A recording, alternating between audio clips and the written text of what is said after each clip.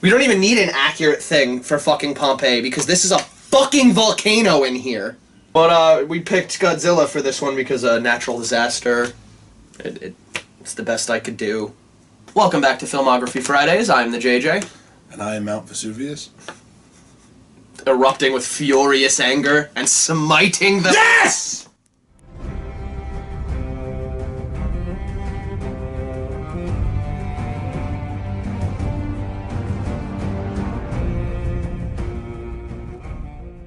Pompeii is the movie, 2014 is the year, and we have a break until next year from W.S. Anderson. Yeah! It's a 1-year break. It's not enough. The Impact Pictures logo, yeah, we're starting off from the logos with fuck-ups on this one. Or just, not even fuck-ups, but really weird choices. Yeah, the Impact Pictures logo adds Pompeii in the lower right corner for no reason. Never seen that ever. It's one of those choices where it's just like, why? There might be an answer for it in that I remember reading that Anderson actually has a very, very, like, personal attachment to Vesuvius and Pompeii's events, which explains why he actually, for once, got a lot of his history correct to a degree. No, I'd honestly say that's probably why this is one of the Spanish movies. The narration, for once, would have been better with the remains and ashes being shown in these twisting angles. If you had, similar to Resident Evil, I know we've complained about it, but this is just a matter of knowing when to do it and when not. This would have been the right time to do the narration rather than just the text crawl, which we've complained about also in some of the movies. It may sound like he's in a damned if he does, damned if he doesn't scenario, but it's really not. It's just a matter of knowing when to do it or not. The boy and the mom are backing away from the father's dead body in this chaotic war scene. Yeah. It's obviously Kit Harington's childhood. What a great childhood. We had Furbies and he had death. Kelt, young Milo. Yeah. Mike, that's the weirdest thing. I'm still questioning what this has to do with Pompeii. They're backing up into the worst green screen fucking background. Like, it's Attack on Titan the movie status. It really is. It's that bad. Sutherland enters with an awful, barely there accent, and it's so bad to the point where he didn't even hear it at first. Yeah. I had to go back, and only on, like, the large vowels, like, oh, open, do you actually hear it. I felt like Sutherland was just like, yo, I'm gonna try, and then, like, 3 seconds after trying, just gave up. This movie doesn't need an antagonist. Because it's a disaster movie. The villain... No, it's supposed to be, but that's not how it comes off. Right, it comes off as like 5 different other movie types, I'm still shocked it's called a disaster movie, because it really isn't one. It's labeled as such, by the way. So, fix that error now, please. You don't need a main antagonist. Nature's the antagonist. The kid lives by hiding amongst the bodies. When we see a whole bunch of people get their faces cut, throat slit, whatever that was supposed to be. Pretty sure Roman tactics back then were, you know, make sure everyone's dead. You wouldn't just leave, you literally stabbed every single body you walked by to make sure. I'm just saying, there's no way this should have happened. I do think that this scene is followed by a really nice shot of the tree with the bodies hanging. Just that. The costume design for the Roman soldiers was pretty good. Also good, yeah. That's 2 positive things I'll give to them. We see Kit lamely set up the forced romance with the whole horse thing. Go ahead, hold this leg. Hold this leg right here. Forced. Hold this leg. Yeah, so it won't... You fucking savage! You fucking savage! Okay, do you not know what a savage is, guard? He just put it out of its misery humanely. First off, I just wanna point out the okay, first off, the romance is forced because it never goes anywhere really. You're left wondering. Oh no, it completely goes somewhere like that for no reason. Did that guard just like have like a word-a-day calendar and was savage the word for that day? Yeah, we hear savage like 15 times and then barbarian once. Kit winds up getting into a fight and gets thrown into the cell with Mr. Echo from Lost. Advale, and I'm not going to attempt to pronounce the rest of your name. I'm not going to attempt to pronounce the rest of your name, no offense. Don't take offense to this, I'm calling you Mr. Echo from here on out. Who's the poor bastard? Did you check out, man? See, it's not even the fucking accent or anything. It's the way that he spaces the words out in that particular way and emphasizes the middle ones. Poor bastard. Who's the poor bastard? I will say that that fight that he gets into to get him thrown in the cell is handled like shit. In fact, if you're not paying very close attention, like very close attention, you'll be questioning when the guard pulls the guy's hand up and he's missing fingers. You can almost miss that. I missed that. I didn't realize what was happening. So I'm like, when what he was the missing fuck? fingers later, I was like, oh, when did that happen? Exactly. It's very weird. That's just typical Anderson action shots. He and Echo, coincidentally, also have a forced relationship. And by that, I literally don't know what I mean. It could mean a bromance. It could be a regular romance. There's like a bromance. I'm convinced they fucked in there, but whatever. Yeah. Because they go from being, I'm going to kill you, you need to hire God, blah, blah, blah. Yeah, well, you suck, you need this. And then the next time we see them, they're literally my brother. Yeah, they're talking about killing each other until, like, the end portion of the movie, where they're just like, you are right, brother. I get that they went through the whole arena thing together and stuff, but it didn't, there was never a point where it clicked for them, for me. It was just, oh, well, this is for the sake of the movie. Their forced relationship is just, it hinges upon, it solidifies itself upon the fact that they have these really lame quips toward one another. These cheeky dialogue moments that don't hit at all. This is the way I'll kill you. This is the way I'll kill you. Well, you won't be able to because of this. Well, you won't be able to because of this. This isn't fun. The dialogue isn't good either. And if it was, it would feel almost Tarantino or Coen-esque, where it was fun banter. But it doesn't, because it's terrible. So in the conversation between the young girl and Carrie-Anne Moss, the daughter. Yeah. You have those two, I call her the young girl because I think her name was Cassia. I barely remember that. Yeah. Fucking Cassia and her mother Carrie-Anne Moss are talking, and he's cutting back and forth in the most quick and sloppy fashion. Oh, how many face cuts? I counted at least 7. At least 7. Going from face to face in a conversation when you could have easily just did a mid-shot. You could have easily brought the camera out a bit and just framed it a little better for both of them to be in the shot. And you're good. I'm gonna refer to that as ponging. Stop ponging. Because that's fucking terrible. Yeah, it just goes back and forth. That's a good description of it. Ponging. It's literally just back and forth with that face shot. But I'm just saying, why are we doing any of this? Because it's supposed to be about Pompeii. Here's a movie that not everyone likes. This should be about trying to survive Pompeii. Right. We should be seeing people... Well, it's a disaster movie. That's the point. And like I brought up to you, the major thing I have with this is disaster movies always have love stories and stuff going on in the forefront and have the stuff going on in the background. But it's important. They emphasize it. Right, it's still important. This movie, it does it in the stupidest way. We see one time, or like 2 times, the volcano inside is erupting. Once or twice, but the time in between those scenes is so wide that you forget this is a disaster movie. It's like, it's called Pompeii. It's clearly supposed to be about the volcano, but we're telling the love story first and foremost. It's the same reason I hate fucking Michael Bay's Pearl Harbor. This is about an event, this is about a thing, a tragedy, and you're making it about a love story first and foremost that didn't fucking happen. The reason this is slightly better than Pearl Harbor is something I want to get into in the trivia. 40 minutes in, and Pompeii is finally starting to show signs. Not taking effect, starting to show signs. 40 minutes! They teased it way too early for this to start happening like this. Yeah. It's like you see that shit happening, and then later on you start seeing the smoke pour out, and you start seeing little things. I'm like almost positive it would have started erupting. The amount of damage we were seeing, it should have already been erupting. Now, I don't know enough about that, so I'm not going to make the complaint myself. Fair enough, if that's a stupid point. I just think from a writing perspective, you don't tease it that early. That's literally you going, well, I have too much stuff here, and you totally should have forgotten about the fucking volcano. So let me just remind you here. Let me just remind you that this is a thing. I could ride before I could walk. My people were horsemen. That's not his fault, though, right? The delivery was bad, too. That's true. I'm just saying, it's not his fault. It's still on direction. I agree, it's still on direction, but his delivery wasn't the best. We get a movie-like reaction to Kit Harington being whipped here. He gets caught for what happens, stealing the woman. She basically covers for him saying, no, he saved my life, and he gets whipped for saving her life. Minimal acting on Kit's face. He's barely wincing. Barely wincing to being whipped. No verbal thing, although that's supposed to be a plot thing, which, once again, I dislike that. So now I want to bring it up. Is this a revenge movie? Because he starts vowing revenge against him? Is it a revenge movie? Is it a love story? Is it a disaster flick? Is it an action movie? You can't have 15 fucking things be your major idea behind this movie. It switches. It's schizophrenic. It doesn't know what it is. The current leader is in the fucking of this area, is literally walking around the Coliseum, and he starts seeing dust collapse, and And he brings it up, we should probably cancel this.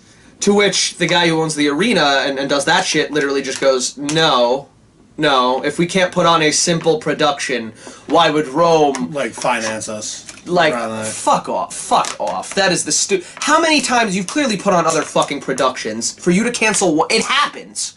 Spider-Man Off the Dark, Broadway, whatever the fuck it was called, like, 8 people died. I know that's a mistake. It's an exaggeration. But, like, and it still went on. You know what I mean? In the arena, the group attacking our characters move like movie extras. The spears, the shields, the fucking way that they run. Every little bit of it doesn't feel like danger. It feels like I'm watching a choreographed stunt team fight our heroes. It's fucking terrible. It's awful. It takes me out of the movie entirely. Go on, I feel like you another thing I wanted to bring up. The little rivalry between Milo and this gang of assholes that wanted to kill him. Because again, we didn't even bring that up, but that also goes nowhere. He just kills the guy and that's it. Wasn't that the guy that he bit the fingers off? Yeah. That was the continuation of that? Yeah. Once again, why is all of this happening in the first place? Why do these two hate each other in the first place to have started that? Kills him in the... Yeah, there's just no reason. He just wanted him dead. That's it. I get, like, he bit his finger off, but why did that happen again? I don't, like...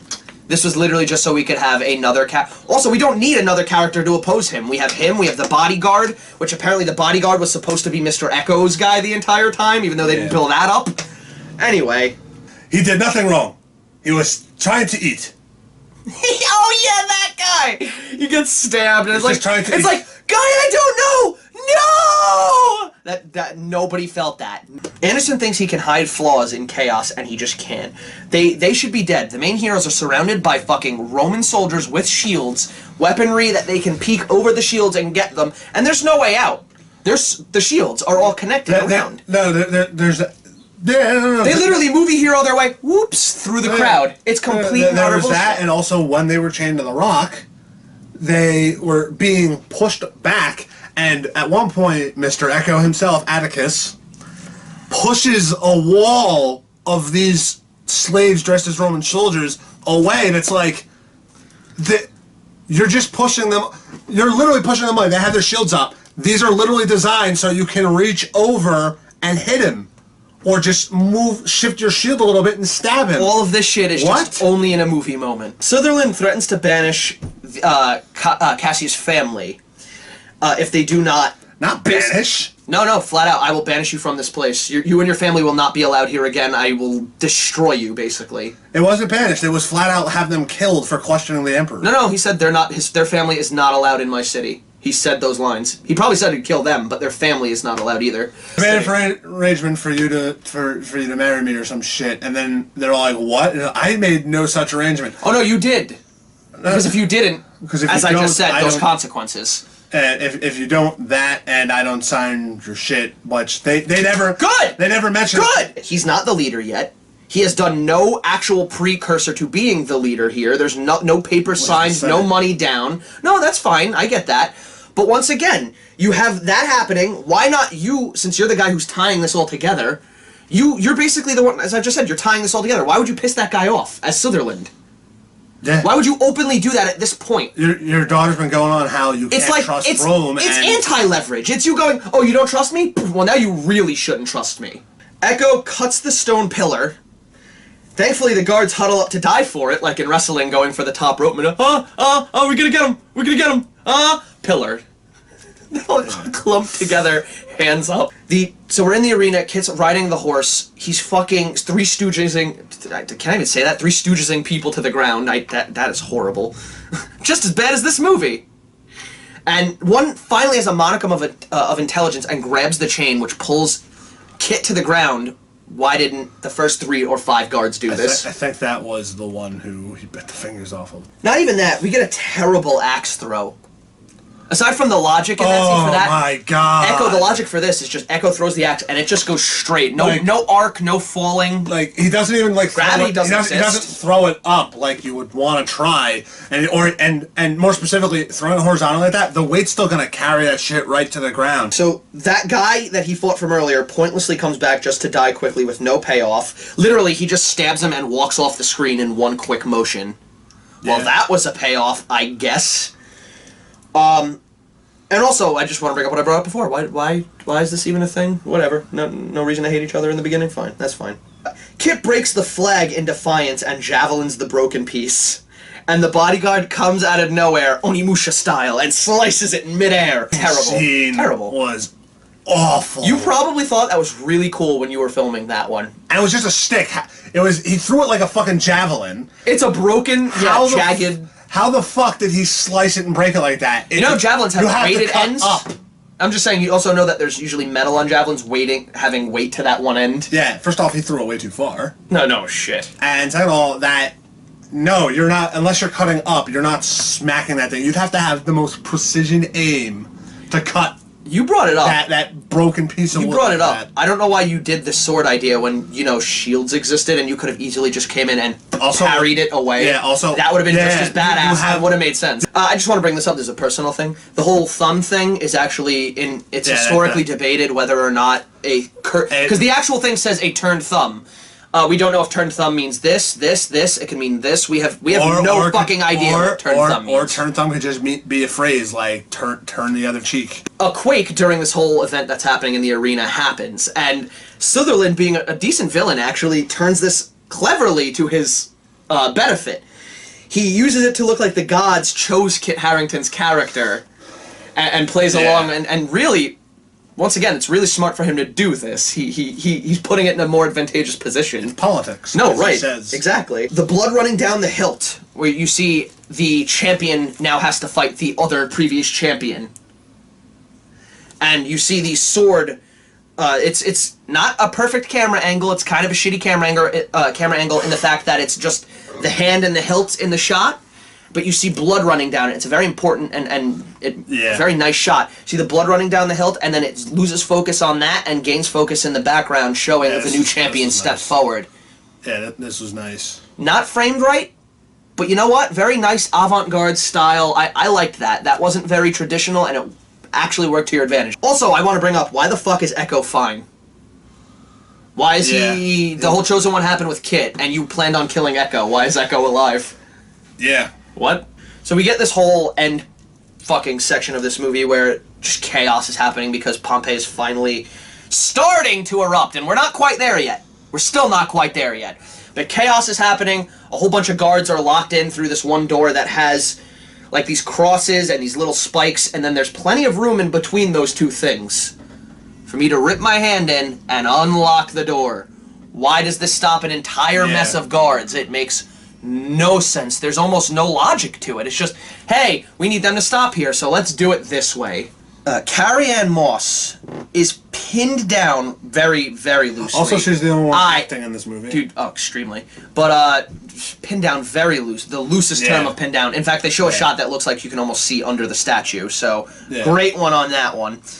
And her husband is stabbed by Sutherland because he fails to kill him, because Sutherland is a fucking cartoon villain. Go to stab me. The eyes open insanely. An hour, 12 minutes, and 1 fucking second in, and we finally get the legitimate effects of Pompeii happening. It feels like they've been teasing this entire movie.